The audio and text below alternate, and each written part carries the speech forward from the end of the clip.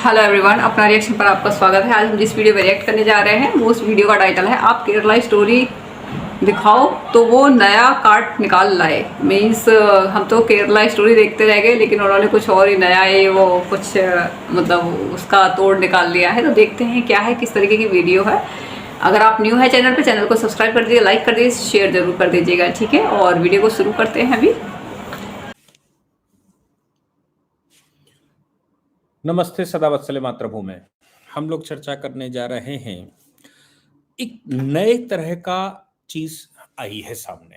और मुझे लगता है कि वो सभी लोग जिनको केरला स्टोरी में लगा कि तथ्य हैं, वो सभी लोग जिनको भारतवर्ष को इस प्रकार के दूषित मानसिकता से बचाने की प्रक्रिया करनी है, उन सभी को ये बात ध्यान में आनी चाहिए कि आखिर ये नया मोड क्या है, ये क्या कर रहे हैं।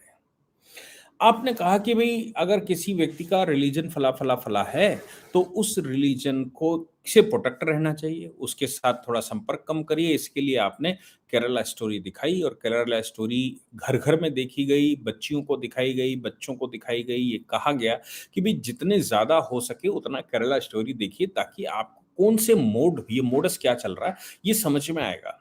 क्या अभी तक तो जो केरला स्टोरी की स्टोरी है वो तो थोड़ी हाई लेवल की थी, लेकिन उससे पहले हमारे दिमाग में या लोगों के दिमाग में ये था कि साहब ये आबादी बढ़ाने का प्लान है और आबादी इन-किन प्रकार ने कैसे बढ़ाना है, कन्वर्ट करके, विवाह करके, बच्चे पैदा करके, जो भी तरीका है, लेकिन आबादी बढ़ाने का प्लान था। बाद में केरला स्टोरी आई और केरला स्टोरी से हमको ये पता लगा कि वाक़ई में ये आबादी बढ़ाने के अलावा आईसिस में भर्ती करने का, सेक्स स्लेव बनाने का और सेक्स स्लेव के अतिरिक्त उनकी ह्यूमन ऑर्गन बेचने का। ये प्लान है कि भई एक लड़की जो है वो जिसकी आयु 16, 17, 18, 20 साल की रहती है, उसकी ये भी सूचनाएँ आई हैं, ऐसी एक आध मूवी में भी दिखाया गया या जो क्राइम पेट्रोल आता है उसमें भी दिखाया गया कि उन बच्चियों को बेच दिया गया, उनके शरीर के अंगों को जो उनके ह्यूमन अंग हैं, उनको बेचा गया। घर वालों ने चिंता नहीं की कि भैया भाग गई तो भाग गई, चली गई तो चली गई। अब वो केरला स्टोरी आपने देख ली तो ज़ाहिर-सी बात है कि किसी एक तो बात ये है कि कभी लड़कियों से बात करो, बहुत बहुत सारियों से बात हुई, लोगों ने कहा, लोग बताते हैं कि साहब हमने बात की, उनके साथ ऐसा-ऐसा था, तो वो कहते हैं, "नहीं, मेरा वाला ऐसा नहीं है, बाकी दुनिया ऐसी है, मेरा वाला ऐसा नहीं है, मेरा वाला तो बड़ा सच्चा और वो है।" तो अब तरीका ये अपनाया कि भई केरला स्टोरी दिखाओ जिसमें पूर्ण रूप से विश्वास होता है और मेरा वाला ऐसा नहीं है, ये केरला स्टोरी देखकर पता लग जाएगा, वो ट्रू स्टोरी है। यहाँ तक कि वो जो फ़िल्म है, वो सुप्रीम कोर्ट तक हो आई, हाई कोर्ट गई, सुप्रीम कोर्ट गई, तमाम तरह के वो लगाए गए कि साहब ये फेक स्टोरीज़ हैं, ऐसा सिद्ध कर दिया जाए या पार्टियाँ लिख दें। लेकिन वो डिपेंड्स ऑन ट्रू स्टोरीज़ ऐसा करके ही उसमें लिखा गया। अभी जो नया ट्रेंड आया, वो तो मैं आज ये जजमेंट पढ़कर मुझे लगा कि ये क्या चल रहा है। हालाँकि जज साहब ने बड़ी मेहनत करी है, उसमें ऋग्वेद का हवाला दिया है, उसमें तमाम तरह के एंशिएंट कल्चर का हवाला दिया है, शास्त्रों का हवाला दिया है, दुनिया भर के राइटरों का हवाला दिया है और बहुत कुछ। मुझे लगता है कि बहुत कुछ, बहुत सारी चीज़ों का रेफ़रेंस देते हुए एक रिसर्च वर्क किया है। लेकिन ये रिसर्च वर्क ठीक है, पर फाइनली इसके रिपरकेशन क्या-क्या हो सकते हैं और क्या-क्या इसका तरीका अपनाया जा सकता है, ये बिटवीन द लाइन्स पढ़ने का मुझे लगता है कि अभ्यास भी होना चाहिए। क्योंकि वो बिटवीन द लाइन जो दिख रहा है, वो बड़ा खतरनाक है। वो केरला आपने केरला स्टोरी दिखाई, वो दूसरे मोड पर आ गए। अब केरला स्टोरी से बच्चा हमारा क्या करेगा या जो हमारे बीच के बच्चियां हैं, वो नाम देखकर थोड़ी डिस्टेंस बनाएंगे। भाई इस नाम का व्यक्ति है, इस समुदाय में ऐसा ऐसा होता है, ये ऐसा संभव है कि ऐसा कर दे, इसलिए थोड़ी डिस्टेंस बनाएंगे। लेकिन सवाल ये पैदा होता है कि अगर नाम ही चेंज हो जाए, तो एक तरीका तो ये है कि जो हमारी नजर में आया कि भाई नाम चेंज उसने अपना बताया, तो बाद में मुकदमा हुआ तो मालूम पड़ा कि नाम नहीं, उसका ओरिजिनल नाम तो कुछ और था और नाम चेंज करके वो पप्पू, बबलू, छोटू, मोटू, बड़ू, बड़े, छोटे ऐसे कुछ बन गया या उसने अपना नाम अजय, विजय कुछ रख लिया। ये तो रखकर और फिर वो उस प्रक्रिया में आ गया था और उस प्रक्रिया में आने के बाद एक स्टेज पर उसने मोहब्बत करके ले गया और बाद में उसने कहा कि भई हम तो संप्रदाय परिवर्तन कर रहे हैं और उसने दबाव बनाना शुरू किया, तुम भी करो, हम जा रहे हैं। ऐसे रहता है। एक चीज जो अब नई आई, एकदम लेटेस्ट, वो तो मेरी समझ में ही नहीं आया। हालांकि मैंने जैसे कहा कि जज साहब ने बहुत कुछ लिखा है। केस का नाम है MD Samir Rao versus state of Uttar Pradesh and two others, writ petition civil number 3671 2022। मैं फिर से बताता हूं, एमडी, मोहम्मद भी नहीं लिखा पूरा, एमडी समीर राव। अब ये जो मोहम्मद समीर राव है, ये कुछ समझ में नहीं आता कि मोहम्मद समीर राव कैसा नाम है। लेकिन केस का जजमेंट है, और जजमेंट में कैसे खेला गया है, मतलब कोर्ट के साथ कैसे खेला गया है, या मैं कहूं कि उसके क्या मतलब निकलते हैं, वो देखने का है।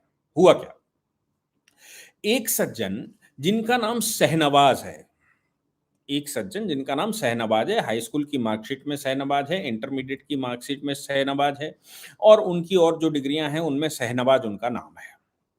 शहनवाज इंटरमीडिएट बोर्ड के पास, उत्तर प्रदेश इंटरमीडिएट बोर्ड के बाद जो कि प्रयागराज में है, उसके पास जाता है और उस पर एक एफिडेविट के साथ नाम बदलने की एप्लीकेशन लगाता है और कहता है कि मेरा नाम सरफराज से हटाकर एमडी समीर राव रख दिया जाए। मैं इस बात की घोषणा करता हूं। उसने इसका गजट करवाया, इस बात को उसने पब्लिश करवाया, दुनिया भर में जो जो वो कर सकता था वो सब कुछ करवाया, और कहा मेरा नाम समीर राव रख दिया जाए। उत्तर प्रदेश बोर्ड के रेगुलेशन नंबर 41 के तहत, 40 या 41 के तहत बोर्ड ने उसको रिजेक्ट कर दिया और बोले भाई इस तरह का नाम परिवर्तन नहीं हो सकता, ये अलाउड नहीं है। वो श्रीमान जी हाई कोर्ट पहुंच गए, और हाई कोर्ट से उन्होंने कहा कि भाई हमारा नाम वैसे तो शहनवाज है मार्कशीट में, अब मैं अपना नाम परिवर्तन करवाना चाहता हूं, मेरा नाम एमडी समीर राव लिख दिया जाए। एमडी से मतलब मोहम्मद जो लोग लिखते हैं वो एमडी लिखते हैं। अब इन्होंने एमडी समीर राव, तो समीर राव लिखता तो समझ में आता, तो ये भी हो जाता कि भैया वो संप्रदाय घर वापसी कर रहा है, घर वापसी करके उसने अपना नाम समीर राव रख दिया। लेकिन यहां पर एमडी समीर राव, तो ये बात जल्दी समझ में नहीं आती, क्योंकि अगर समीर राव के आगे एमडी लगा होगा तो जनरली लोग दिमाग नहीं लगा पाएंगे कि आखिर ये इसका संप्रदाय कौन है, क्योंकि नाम से हमारे यहाँ भारत में तो एटलीस्ट नाम से संप्रदाय आसानी से आइडेंटिफाई हो जाता है कि ये कौन से संप्रदाय का है। और अगर आपको क्रॉस वेरीफाई करना हो कि भाई ये कौन है, तो फिर आपको हाई स्कूल की मार्कशीट, ऐसी एक फाइनल मार्कशीट हम मानते हैं, या उसका सर्टिफिकेट हम फाइनल मानते हैं, जो कि फाइनल बताता है कि भाई इसका असली नाम क्या है, हाई स्कूल और 12वीं का, खासतौर से हाई स्कूल का। अब ये कहता है कि मेरा हाई स्कूल का नाम बदल दिया जाए और उसमें एमडी समीर राव लग दिया जाए। ये उसने मना कर दिया, बोर्ड ने मना करने के बाद ये हाई कोर्ट पहुंच गए। हाई कोर्ट में इन्होंने पिटीशन लगाई कि साहब ये मेरा फंडामेंटल राइट है, ये मैं क्या नाम रखना चाहता हूं, ये मेरा फंडामेंटल राइट है, आपसे और ये जो बोर्ड है वो गलत तरीके से इस पर पेश आ रहा है, और वो नाम बदलने के लिए उसने रिजेक्ट कर दिया। मैं शहनवाज नाम नहीं रखना चाहता, मैं अपना नाम एमडी समीर राव रखना चाहता हूं। अब आप सोचिए कि सरफराज अगर नाम होगा तो आसानी से आप समझ लेंगे, केरला स्टोरी वाले भी समझ लेंगे। लेकिन अगर उसका नाम एमडी समीर राव रख दिया जाए और उसकी हाई स्कूल की मार्कशीट बना दी जाए, 12वीं की मार्कशीट बना दी जाए, उसके सारे डॉक्यूमेंट्स अब नए सिरे से एमडी समीर राव के नाम से बना दिए जाएं, तो कौन वेरीफाई करेगा, कैसे वेरीफाई करेगा? अब पुलिस भी वेरीफाई नहीं कर सकती, प्रशासन भी नहीं कर सकता। जब भी वो क्रॉस चेक किया जाएगा तो एमडी समीर राव है, एमडी के लिए वो कुछ भी इंटरप्रिटेशन बता दे। अब ये धोखा देने के लिए ये भी कह सकता है कि भाई मैं तो घर वापसी कर गया, मैंने तो घर वापसी की है। लेकिन मोहम्मद जब वो लगाता है तो फिर डाउट क्रिएट होता ही है। हाई कोर्ट ने इसमें बहुत सारी फिलॉसफी की। भाई ऋग्वेद में लिखा है कि शुरू शुरू में ये जो कोई ना कोई पदार्थ थे उनका नाम रखा गया, फिर उन्होंने उसको इजराइल के जो यहूदी हैं उनकी बातें कही, फिर उन्होंने भारत में जो राइटर्स रहे हैं, काव्यकार रहे हैं, उनकी चर्चा की हाई कोर्ट ने। फाइनली हाई कोर्ट ने उस लड़के की बात से सहमति जताते हुए कहा कि आर्टिकल 19(1)(a) मतलब right to speech and expression, expression मतलब वो किस नाम से एक्सप्रेस हो, ये उसका फंडामेंटल राइट है। आर्टिकल 21 ये उसका फंडामेंटल राइट है। क्यों? क्योंकि article 21 right to life and personal liberty, ये उसकी पर्सनल लिबर्टी है कि वो किस नाम से पहचाना जाए, ये वो अपना नाम रख सकता है। आर्टिकल 14 इक्वलिटी बिफोर लॉ है भाई, सब इक्वल हैं, इसलिए उसके नाम में क्या रखा है, नाम वो जैसा रखना चाहे वैसा नाम रख सकता है और वो वैसा नाम उसका हो सकता है। हाई कोर्ट ने कहा कि जो रेगुलेशन 40C है, Uttar Pradesh intermediate education act 1921 का, ये रेगुलेशन 40C डाउन किया जाता है, ये ठीक नहीं है। जो ये कहता है खुद में कि कोई भी नाम ऐसा परिवर्तित, पहले तो वो कहता है उसका पार्ट 1 ये कहता है कि जब आपकी कोई नाम परिवर्तन करना हो या नाम आपका सही करवाना हो तो पब्लिकेशन के 3 साल के अंदर मार्च के महीने में इस तारीख से इस तारीख के बीच में आप आएं और परिवर्तन करवा सकते हैं, ये इस समय एप्लीकेशन लगेगी तो आपका एक मार्कशीट करेक्शन हो जाएगा, वो करेक्शन के लिए। लेकिन ऐसा कोई करेक्शन नहीं किया जा सकता जिससे कि उस पर संप्रदाय उद्घोत होता हो, संप्रदाय दिखता हो या संप्रदाय परिवर्तन दिखता हो, ऐसा कुछ नहीं किया जा सकता। तो हाई कोर्ट ने कहा कि भाई ये जो रेगुलेशन है, जो ये कहता है कि 3 साल के बाद नहीं हो सकता, जो ये कहता है कि रिलीजियस सिंबल नहीं हो सकता, रिलीजियस कॉन्फ़िगरेशन नहीं हो सकता या रिलीजियस आइडेंटिफिकेशन नहीं हो सकता, ये रेगुलेशन ठीक नहीं है। क्यों? क्योंकि फंडामेंटल राइट है वो किस नाम से जीना चाहता है। अब उसने कहा तो हालांकि ये कि संप्रदाय परिवर्तन के बाद, शादी के बाद, कास्ट परिवर्तन के बाद या और इस प्रकार के परिवर्तन आते हैं और अगर वो चाहे तो कुछ भी कर सकता है, वो अपना नाम बदल सकता है और नए नाम से वो उसकी मार्कशीटें बदलना, ये ये बोर्ड का काम है। बोर्ड उसको डिनाई नहीं कर सकता। बोर्ड ने आर्बिट्रेरली डिनाई किया है और ये रेगुलेशन डाउन है, ये रेगुलेशन ठीक नहीं है। इसलिए नाम परिवर्तन करवाना उसका बेसिक अधिकार है, फंडामेंटल राइट है। आप सोचिए कि अगर वो घर वापसी की हो, ठीक है, तो समीर राव लिख सकता है, लेकिन मोहम्मद समीर राव, एमडी तो मोहम्मद को ही लिखते हैं, बाकी भाई उसने कुछ ऐसा मदरजात लिखा हो या मिस्टर डॉगलस लिखा हो, कुछ ऐसा उसका इंटरप्रिटेशन हो तो मैं बता नहीं सकता। लेकिन मैं इतना जानता हूं कि जो जिनका नाम मोहम्मद सरफराज है वो एमडी सरफराज लिखते हैं। यहाँ पर एमडी समीर राव, सरफराज का नाम बदलकर एमडी समीर राव रखा गया। हाई कोर्ट ने आदेश किए और साथ में ये कहा कि उसके जो पुराने आइडेंटिफिकेशन है, जिसमें आधार कार्ड बना हुआ है, जिसमें उसका वोटर आईडी कार्ड बना हुआ है, जिसमें उसके राशन कार्ड बना हुआ है, जिससे उसका और भी जो आइडेंटिफिकेशन के कार्ड बने हुए वो सब सरेंडर करेगा और सरेंडर करने के बाद नए नाम, ये मार्कशीट में जो उसका नया नाम होगा, इस नए नाम से फिर वो ये सब कुछ नया नए सिरे से बनवा सकता है। अब बताइए आप क्या करेंगे केरला स्टोरी दिखाकर? जब होगा तब होगा, लेकिन ना उसकी तो सारी सारी की सारी चीज़ें ही वो एक अलग तरीके की दिखाई देंगी। ये आपने केरला स्टोरी दिखाई, आप केरला स्टोरी दिखाते रहिए। वो नाम ये नया खेल खेल लेंगे और चूँकि फंडामेंटल राइट है ऐसा नाम परिवर्तन करना, इसलिए नाम परिवर्तित कर लें। अब आप बताइए, अब आपके पास अगर कोई फ़ॉर्मूला हो, तो बता दीजिए कि ये जो नाम परिवर्तन उन्होंने किया है और फंडामेंटल राइट है, तो अब आप ढूँढ लीजिए कि ये कौन-से संप्रदाय के थे। आपने देखा कि श्रद्धा पालकर वाला केस मुंबई में, दिल्ली में कैसे उसने काट कर बोरों में भरा था या फ्रिज में रखा था। आपने अभी कल वाला भी केस देखा साक्षी का, जिसने अपना नाम साहिल रखा, साहिल बताया और साहिल कलावा बांधे हुए था ऐसा दिखाया। बाद में पता लगा कि नहीं, उसके बाप का नाम सरफराज था। साहिल खान उसका पूरा नाम है। ज़्यादातर न्यूज़ एजेंसियों ने उसका नाम साहिल रखा। अब साहिल खान साहिल राव हो जाएगा, हो सकता है। वो अगर उसका नाम मार्कशीट में वैसा लिखा है तो वो अप्लाई कर सकता है और अपना नाम साहिल राव रखवा सकता है। ये उसका फंडामेंटल राइट है कि वो किस नाम से करना चाहता है, उसका एक प्रोसीजर है, वो प्रोसीजर फॉलो करना होगा। वो प्रोसीजर अगर फॉलो कर लिया जाता है तो फिर उसके नाम के आगे से वो सारे चिन्ह हट सकते हैं जो उसके उसकी आइडेंटिटी को बताते हैं, उसके रिलीजन को बताते हैं। भारत तो सेकुलर है, मतलब फंडामेंटल राइट की वो देखिए, भारत तो सेकुलर है। सेकुलर देश में आप कोई किसी को नाम कुछ भी रख सकते हैं, सेकुलर नाम रख सकता है। कोई भी हिंदू जिसके घर में बच्चा पैदा हुआ वो उसका अपने बेटे का नाम मोहम्मद रख सकता है और जो मुसलमान के घर में बच्चा पैदा हुआ वो अपने बेटे का नाम समीर रख सकता है। समीर, हवा का झोंका। और अगर उस समय नहीं रखा गया था तो जो बड़ा हो जाएगा वो ऐसा कुछ खेल खेलेगा तो अपना नाम बदल सकता है। मेरा सजेशन इसमें ये था कि क्यों ना रेगुलेशन 40 में संशोधन कर दिया जाए उत्तर प्रदेश सरकार के द्वारा, और संशोधन ये कर दिया जाए कि दोनों नाम लिखे जाएंगे। जो उसका अगर वो घर वापसी करता है या वो संप्रदाय परिवर्तन करता है, विवाह के बाद परिवर्तन करता है, तो उसका नाम सरफराज, या अब नया नाम लिख दीजिए मोहम्मद समीर राव एलिस, या उसका कोई चिन्ह बना दीजिए, ओल्ड नाम, हैश टैग लगा दीजिए, कुछ लगा दीजिए, और फिर आगे उसका नाम सरफराज लिखिए। तो सरफराज या शहनाबाद जो भी है वो नाम आगे लिखिए। उसकी जब नागी मार्कशीट बनेगी तो उसमें ये दिखना चाहिए कि इसने जो नाम परिवर्तन किया है वो नाम परिवर्तन ये है और पुराना नाम इसका ये है। पुराने नाम की आइडेंटिटी गुम नहीं होनी चाहिए, तब फिर आप उसको कुछ कर सकते हैं। और अगर पुराना नाम बिल्कुल ही गायब कर दिया, बिल्कुल दस्तावेजों से गायब कर दिया और नए नाम के साथ आ गया, तो आप दिखाते रहिए Kerala story.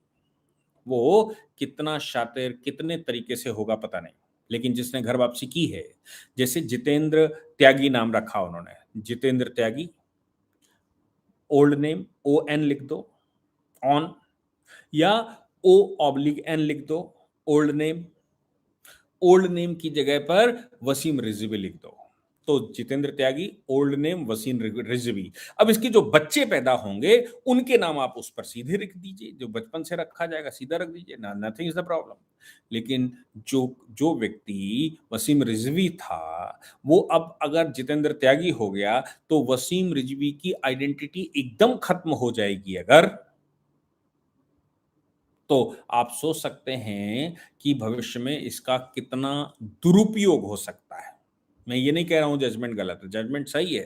Fundamental right article 14, article 19(1)(a), article 21 के ठीक तरह से दिखाए गए हैं, हिस्ट्री भी दिखाई गई है।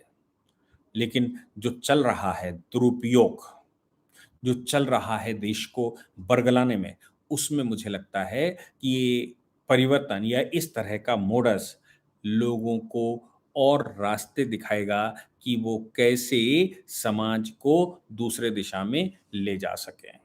मैंने आपको केस का नाम बताया है, आप चाहें तो जजमेंट पढ़ सकते हैं, और बाकी हरी इच्छा पर। जय हिंद, जय भारत, वंदे मातरम।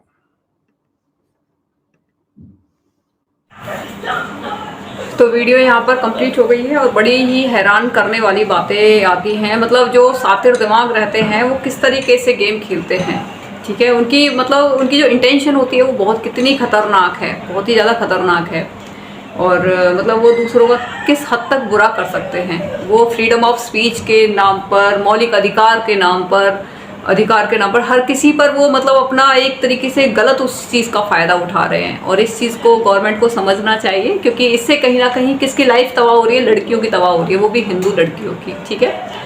तो इससे क्या है कि एक तो आपका रेशो बिगड़ता है, क्योंकि अगर मान लो लड़कियां सारी इस तरीके से अदर उसमें चली जाती हैं किसी भी तरीके से, लफ्ज़ जिहाद के उससे या फिर कैसे भी करके, तो क्या है कि फिर वो ये कि हिंदुओं में फिर लड़कियां कम रह जाती हैं। फिर वो क्या है कि एक तरीके से वो जो बैलेंस होता है वो बिगड़ जाता है। दूसरा क्या है कि फिर जिस तरीके से इन्होंने बताया है कि भाई ये इस तरीके से मोहम्मद MD लगा के पीछे राव लगा दिया है, तो गवर्नमेंट को भी ये सोचना चाहिए, या तो मोहम्मद को हटाए, बिल्कुल पूरा नाम ही रहने दें। अगर वो फिर कुछ क्राइम करता है तो उसकी एक सख्त सज़ा होनी चाहिए कि भाई अगर आपने कोई क्राइम किया उसके उस पर साथ के साथ, जब वो नेम चेंज कर रहा है ना, तो उसके साथ के साथ उसको ये भी वार्निंग दे दी जाए, उसके सर्टिफिकेट पे लिख दिया जाए, बेटा अगर आपने कोई गलती की तो आपको इतनी सज़ा मिलेगी, मतलब पूरा कारावास आपको मिलेगा जीवन भर का। तो क्या है कि अगर वो इस तरीके से, अगर उस दिमाग में उसके कुछ चल भी रहा होगा ना, तो वो गलती नहीं करेगा। तो ये साथ के साथ उसको वार्निंग के साथ में रिटर्न में दे दिया जाए, बंदा बिल्कुल भी गलती नहीं करेगा।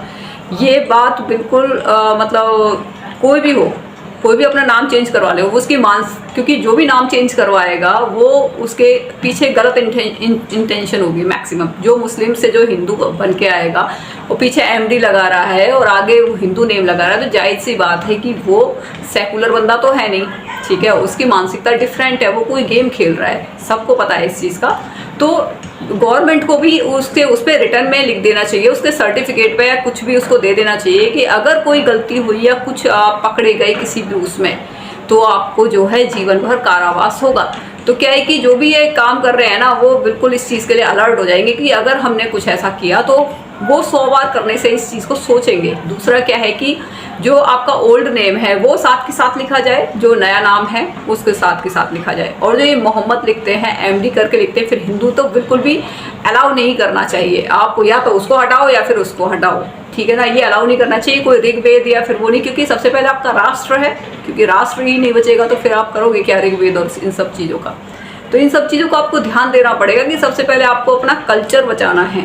और वो इन सब चीज़ों का सहारा ले लेके अगर वो देश को नुकसान पहुंचा रहे हैं तो ये बड़े ही एक मतलब एक ये समझो कि एक बहुत बड़ा षड्यंत्र है। और इसको समझना पड़ेगा, गवर्नमेंट को समझना पड़ेगा, हाई कोर्ट को समझना पड़ेगा, उस लेवल पे सोचना पड़ेगा, क्योंकि वो बहुत ज़्यादा मॉडरेट हो चुके हैं। ये जो हाई कोर्ट हो गए, सुप्रीम कोर्ट हो गए, ये सीधे से बोलने भी नहीं देते।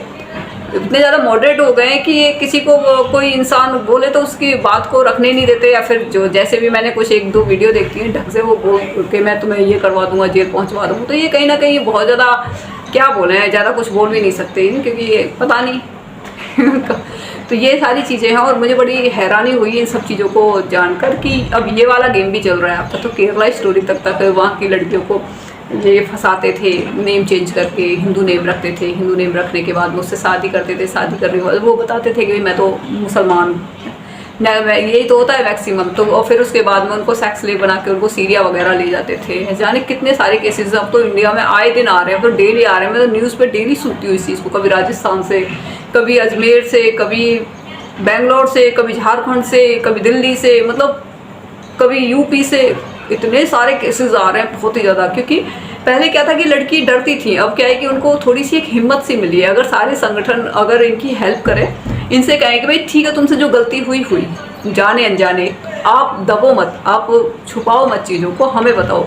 बदनामी होती है तो होने दो, कुछ नहीं, कुछ टाइम तक याद रखते, सब भूल जाते, किसी को कुछ याद नहीं रहता। और होती है तो होने दो बदनामी, ज़िंदगी से ज़्यादा अपनी उससे ज़्यादा बेटर नहीं। से अगर आप बताओगे अपनी प्रॉब्लम्स को दूसरों को, तो दूसरों को इससे शिक्षा मिलेगी, वो गलतियां नहीं करेंगे। तो कोई भी अगर किसी के साथ में इस तरीके से कुछ हो रहा हो तो वो ज़रूर बताए।